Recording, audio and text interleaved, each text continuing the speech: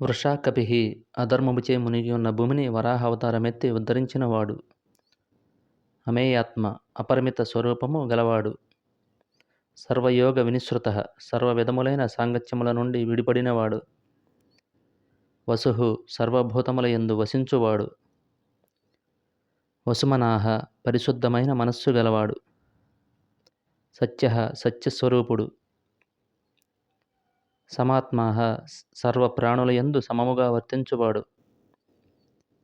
సంమితః భక్తులకు చేరువై భక్తాధీనుడైనవాడు. సమః సదా లక్ష్మీదేవితో కలిసి విరాజిల్లువాడు.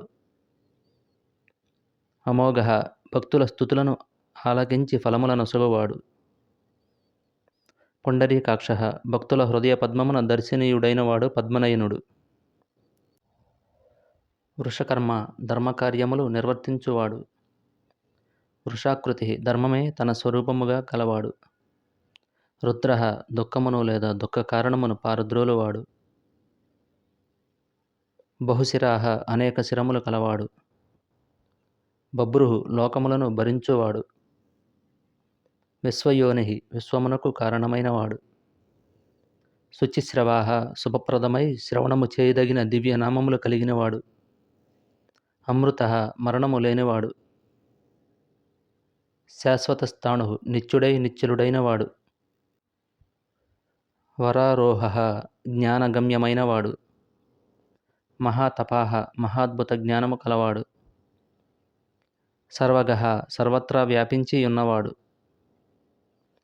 సర్వవిద్భానుః సర్వము తెలిసినవాడు. విశ్వక్సేనః అసురుల సేనలను నిర్జించినవాడు. తాను యుద్ధమునకు ఉపక్రమించినంతనే అసురసేన అంతయు భీతితో పారిపోవుటచే భగవానుడు విశ్వక్సేనుడాయెను. జనార్దనః అన్ని జీవులకు ఆవాసమైనవాడు మరియు రక్షకుడు.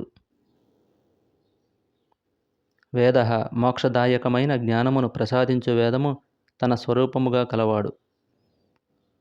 వేదవిత్ వేదజ్ఞానమును అనుభవములో కలిగినవాడు. అవ్యంగః ఏ కొరతయు లోపము లేనివాడు. వేదాంగః వేదములనే అంగములుగా కలిగినవాడు. వేదవిత్ వేదములను విచారించువాడు.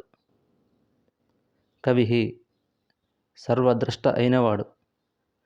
లోకాధ్యక్షః లోకములను పరికించువాడు. సురాధ్యక్షః దేవతలకు కూడా తానే అధ్యక్షుడైనవాడు. ధర్మాధ్యక్షః ధర్మాధర్మములను వీక్షించువాడు. కృతాకృతః కార్యకారణ రూపములతో భాషించువాడు. చతురాత్మ విభూతి చతుష్టయము తన స్వరూపముగా గలవాడు. చతుర్వ్యూహః నాలుగు విధముల వ్యూహమునంది సృష్టి కార్యములను చేయువాడు. చతుర్ద్రంష్ట్రః నాలుగు కోరపండ్లు కలిగినవాడు.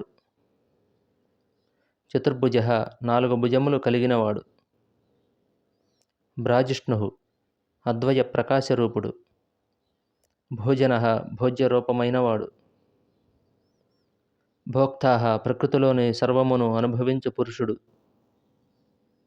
సహిష్ణుః భక్తుల అపరాధములను మన్నించి క్షమించగలిగినవాడు. జగదాదిజః సృష్టి ఆరంభముననే వ్యక్తమైనవాడు. అనగః పాపరహితుడైనవాడు.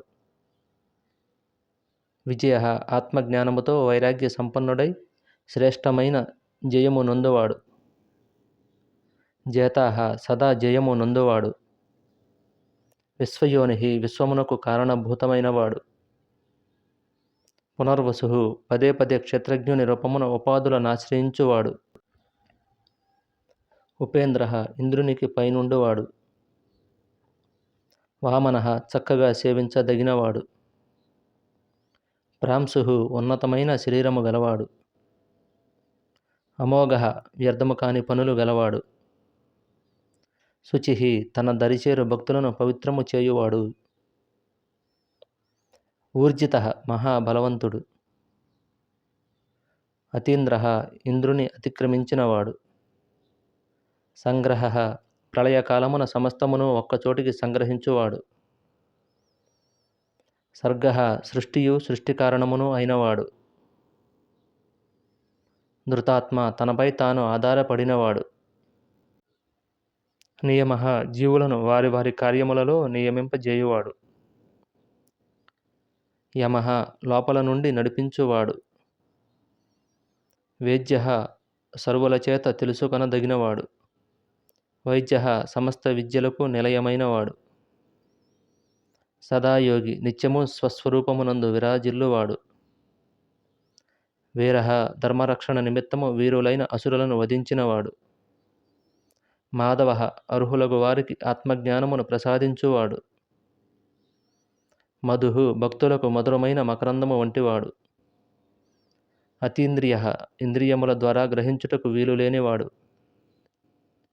మహామాయః మాయావులకు మాయావి అయినవాడు. మహోత్సాహః ఉత్సాహవంతుడు. మహాబలః బలవంతుల కంటెను బలవంతుడైనవాడు. మహాబుద్ధిః బుద్ధిమంతులలో బుద్ధిమంతుడు.